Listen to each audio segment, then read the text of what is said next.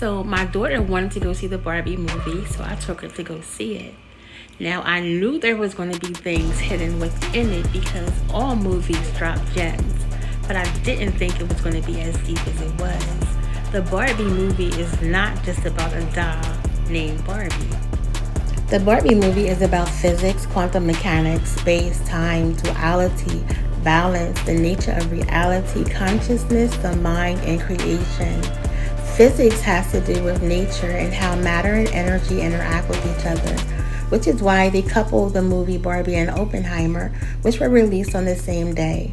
Oppenheimer and Barbie represent all of those things and go hand in hand, giving us an understanding on how our world and realities are shaped. So before I get into the nitty-gritty of breaking this movie down, let's look at the surface story. So the storyline of the movie is that Barbie Land was all about perfection, and the Ken's role was to win over the hearts of the Barbies. There was also a group of discontinued Barbies who were treated like outcasts because they did not fit in with the stereotypical Barbies. Then something happened, and perfect Barbie became imperfect. So she pays a visit to Weird Barbie, who tells her that there is a good and evil version of herself, and in order to fix this, she needs to discover the truth about the universe. So her and Ken go through a portal. So when they get to our world, Barbie is immediately viewed as a sex object. Ken is amazed to discover that men rule and are in power, and the women follow the man's lead, because in Barbie Land, Kens never were the center of attention. Then Barbie began to become over-emotional as she realizes that she is not perceived as perfection by everyone in our reality, and she finds her owner, who is a teen named Sasha, who criticizes Barbie for having unconventional views on beauty standards. Sasha and her friends represent the Bratz dolls: Jasmine, Chloe, Sasha, and Jade. The Bratz dolls are a replacement of the Barbie doll with exaggerated features. It mimics our world's altered state of what we believe to be normal. Gloria, Sasha's mother, who was a former employee of Mattel, began playing with Sasha's old Barbie, created the unconventional version of her, which caused Barbie in Barbie Land to become imperfect, which began her journey to our world. Barbie also became emotional when she saw an elderly woman who was sad sitting on the bench by herself. The old woman signifies that our world is based on youth and outer beauty, and when that is gone, so is the value that we put on that person. So Barbie sits next to her and tells her how beautiful she is. Ken then takes what he has learned from our world and goes back to Barbie Land and informs the other Kens. And they turn Barbie Land into a patriarchal society. Patriarchy is a society where men rule and are in power, which is represented in the movie by horses. Horses are associated with kings, royalty, and a power structure. So what is this movie really telling us? This movie is telling us many different things. First, in Barbie Land, it was all about feminine energy, and the masculine energy was suppressed. And Barbie only wanted the good and suppressed the bad or evil aspect of herself. In our world, it's all masculine energy, and the feminine energy is suppressed. When you take the average heterosexual male who sees himself as all masculine, who believes there is nothing feminine about him because of the view that feminine energy means being gay or girly. The same goes for the average heterosexual female who views herself as all feminine and believes there is nothing masculine about her, because of the view that masculine energy means being gay or manly. It has nothing to do with acting or dressing like a male or female. It has nothing to do with one's sexuality. Masculine and feminine energy deal with certain characteristics that we all have. To deny certain aspects of yourself creates an imbalance within you, and it has nothing to do with how you choose to express this energy outside of yourself. Masculine energy is outward toward the world. Feminine energy is inward toward ourselves. So Barbie represents feminine energy and Oppenheimer represents masculine energy. When masculine energy is imbalanced, the result is abuse of power and destruction. When feminine energy is imbalanced, the result is feeling powerless, codependent, and over-emotional. It's telling us about the need to have balance, the yin and the yang, and duality. The world we live in has a dualistic nature, meaning you cannot have one thing without the other. So when Barbie and Ken go through the portal is introducing us to the concept of a parallel or multi-universe. A parallel universe is two worlds having certain similarities to the known world, but different from it in some fundamental way. The portal also signifies the connector between the physical and spiritual world. Barbie Land and our world represent a parallel or multi-universe, where one reality is affected by the choices of another. So going back to the movie Oppenheimer, which is based on Kai Bird and Martin J. Schuman's book entitled American Prometheus, the movie talks about the Manhattan Project, which was about the creation of the first nuclear weapon, the atomic bomb. With atomic energy, it states that given enough energy, a small amount of matter can turn into an extraordinarily large amount of energy and vice versa. His story is about informing the people that our identity is intimately connected with the culture of things nuclear. So to break this down, so in the Barbie movie, you have the Barbies and you have the Kens. Barbie Land represents perfection in a matriarchal society. Matriarchy is a social system in which women hold the primary power and roles of authority. When we look back in history to the earliest civilizations, they were matriarchal societies. Barbie represents unlimited power and potential, which is why you have all the different Barbies representing that they can do and be anything. Barbie and Ken play off the role of Adam and Eve.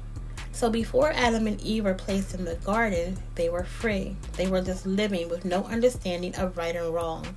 They just existed. This is what Barbie and Ken and Barbie Land represent, the unlimited potentiality of existence. The Adam and Eve story is telling us about the atom and how everything in the universe is created out of atoms. Eve, the female, represents the electron.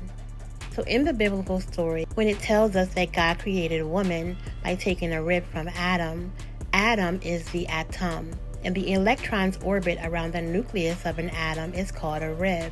When you remove an electron from the rib of an atom and place it into another atom, creation has begun.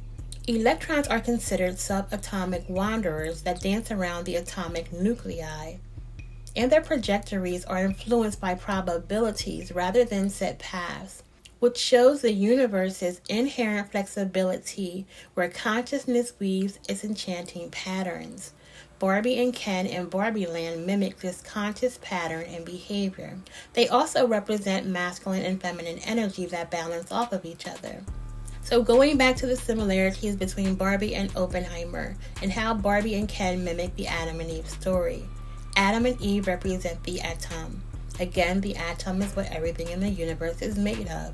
It's about the manipulation of subatomic particles, atomic energy.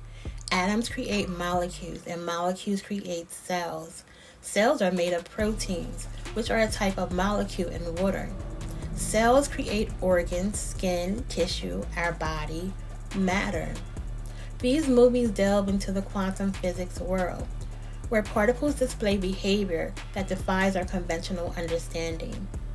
When we look at Barbie, when she began to become imperfect and have imperfect thoughts, she was a creation from someone in our world. It's showing us that our thoughts shape our reality by controlling energy and matter. The Adam and Eve story also tells us that the woman came before the man. So when we look at our world, where do we get the concept from that it's a man's world? We get these concepts from conquest, which gave us a different view on hierarchy. And we also get it from religion, that teaches us that God is a man, and that women were created by a man, and that women are under the man's rule. But what this movie is symbolically showing us is that there can never be a man without a woman. And they show us this in several different ways. One is when they show us the head and members of Mattel being represented by all men. However, when Barbie escapes, she finds a secret passage that leads her to the creator of the Barbie doll and co-owner of Mattel, which is a woman named Ruth. Another clue is when they show you when Barbie and Ken get arrested. So on her mugshot it says Barbie, and on his mugshot it says and Ken. So what this means is that there can never be a Ken without Barbie, meaning there can never be a man without the woman. Also, when we look at the mugshot, it has the numbers 919 and 72. 919 is associated with new beginnings and the end of a spiritual era. 72 represents that the universe is trying to tell us something. Ken's number is 73, which encourages you to get a better understanding of who you are.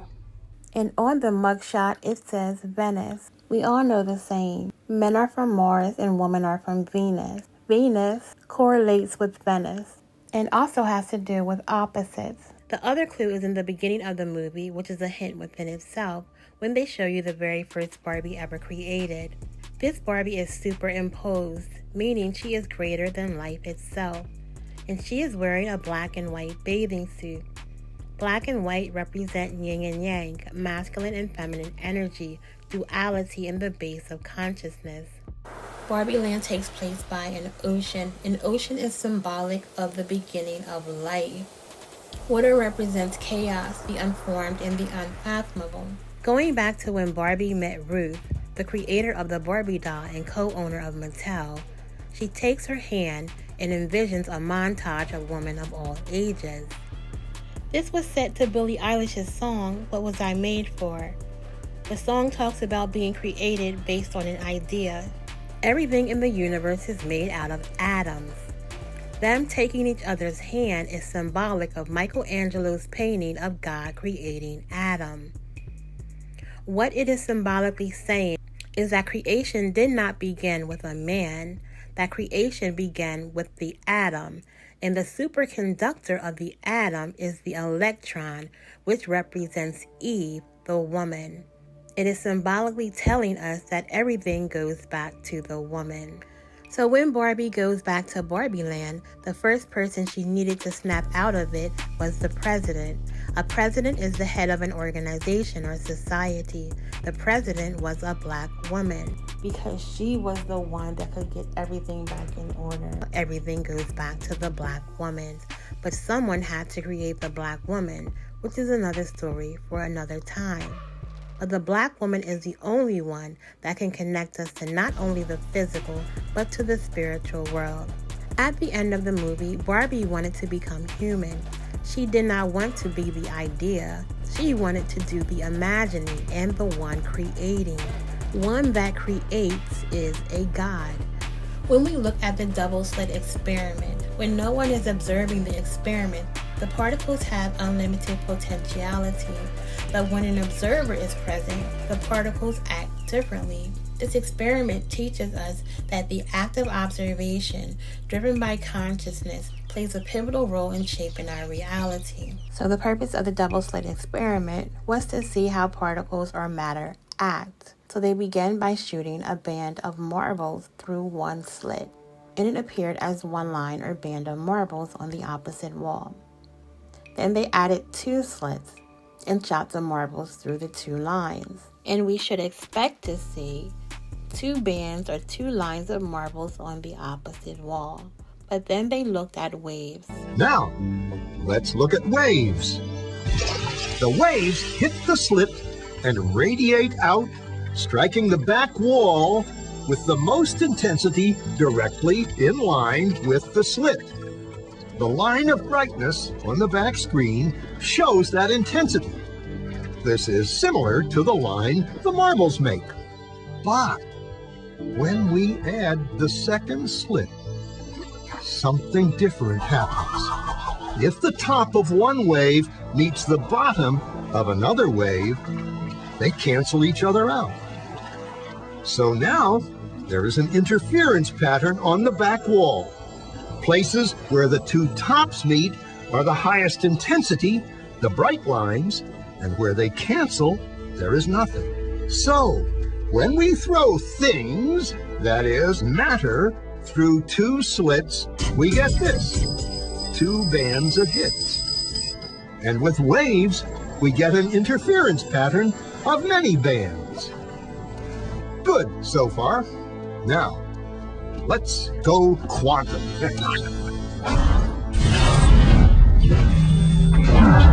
An electron is a tiny, tiny bit of matter, like a tiny marble. Let's fire a stream through one slit. It behaves just like the marble, a single band. So, if we shoot these tiny bits through two slits, we should get, like the marbles, two bands. What? An interference pattern. We fired electrons, tiny bits of matter through. We get a pattern like waves, not like little marbles. How? How could pieces of matter create an interference pattern like a wave? It doesn't make sense. But physicists are clever. They thought, maybe those little balls are bouncing off each other and creating that pattern. So they decide to shoot electrons through one at a time. There is no way they could interfere with each other. But after an hour of this, the same interference pattern is seen to emerge. The conclusion is inescapable. The single electron leaves as a particle, becomes a wave of potentials, goes through both slits, and interferes with itself to hit the wall like a particle. But mathematically, it's even stranger. It goes through both slits and it goes through neither. And it goes through just one and it goes through just the other.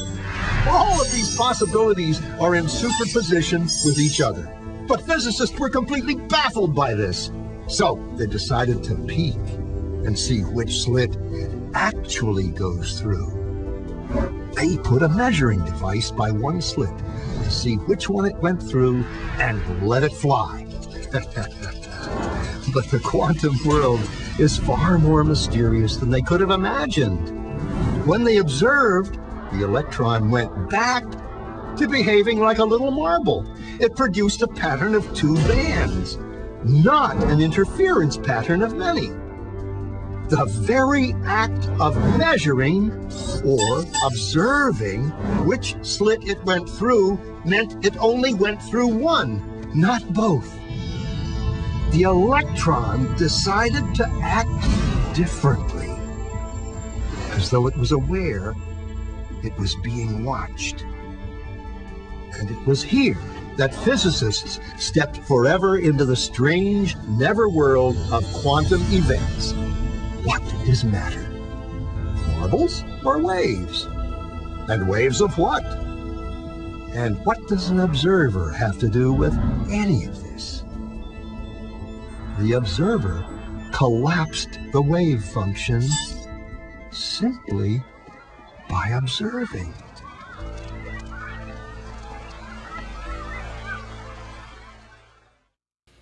We are not just watching the universe, but we are a part of its shared story. Barbie and Ken represent the unformed atoms or energy in a state of uncertainty and snaps into a clear actual being when observed by a conscious being. The people in our reality that were creating Barbie and Ken were doing so based on their observations, and they became their reality based on their conscious thought. We are the participators, bringing into not only the near and here, but the far away and long ago. The universe dwells in a state of potentiality until observed by a conscious being. It connects us between consciousness and existence. It's an understanding of the cosmic sense of connectedness. Barbie Land represents a state of unlimited potentiality. The universe itself is infused with consciousness. This consciousness permeates an intricate dance of subatomic particles, giving rise to a symphony of reality itself. Barbie and Ken were not real, and this was depicted by them joking about the fact that they have no genitals, because they represent the unlimited potentiality of existence. I mean, there are so many other things in this movie that I could have touched on, but I wanted to focus on the major things and give an understanding of what this movie is about. But as always, thanks for watching. Peace, love, and light.